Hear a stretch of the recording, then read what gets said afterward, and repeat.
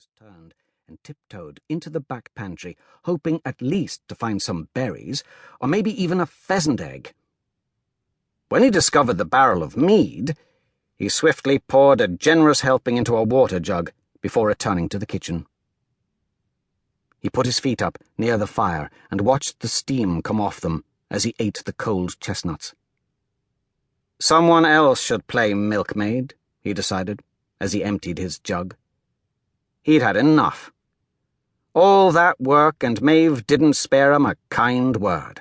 She didn't say, "Well done," or "Thank you," or even, "Would you like a spell by the fire to warm up while I make you a hot drink?" Instead, she'd called him a cobbly now, straight to his face, and he was just supposed to take it. Sleep stole over him as he considered how exactly he should have responded. It couldn't have been more than an hour when Domnall woke with a start to loud screams. The Sluagh were attacking. As he jumped to his feet, the kitchen fae crashed into him, almond eyes wide with fear. Domnall fumbled uselessly for a non-existent bow. It took a few heart-stopping seconds for Domnall to realise that the unholy screams weren't coming from fae. It was the human, exactly as Maeve had predicted. The mortal babe had woken, and it wanted its milk. "Don't tell anyone you saw me still here," he hissed, and dashed out of the Sithein, taking the jug with him. Dawn couldn't be far off, but right now it was pitch black out, not even the light of the stars to help guide him. He hiked towards the settlement, remembering the sheep in the valley. Once out of range of the squalling cries, filling the jug seemed a lot less urgent. Domnall slowed to a walk, listening out for the sounds of predators. It was an easy journey, now that he wasn't lugging children around with him. Soon he was back at the field, where the sheep still stood half asleep in the dark. It took no time at all to find a heavy-uddered ewe with her lamb.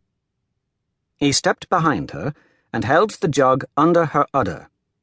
She spooked and stepped forward with a worried look back at him. He smiled winningly at her and tried again. She took a few more steps and went back to clipping the grass.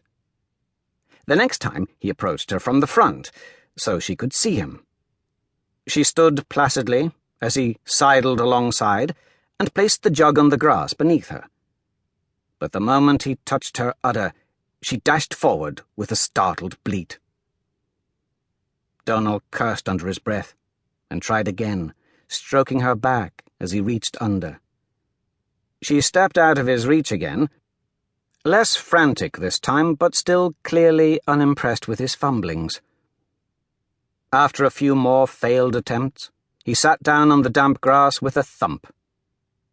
He didn't remember Fernie having any trouble with this. Fernie simply brought the ewe some food and then positioned himself beside her and squeezed out the milk. As if to add insult to injury, the lamb butted Domnall out of the way and leaned forward for a drink of its own.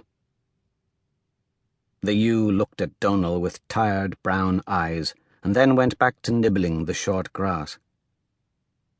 Domnall stared at the cropped short grass, still brown from the winter, and snapped his fingers.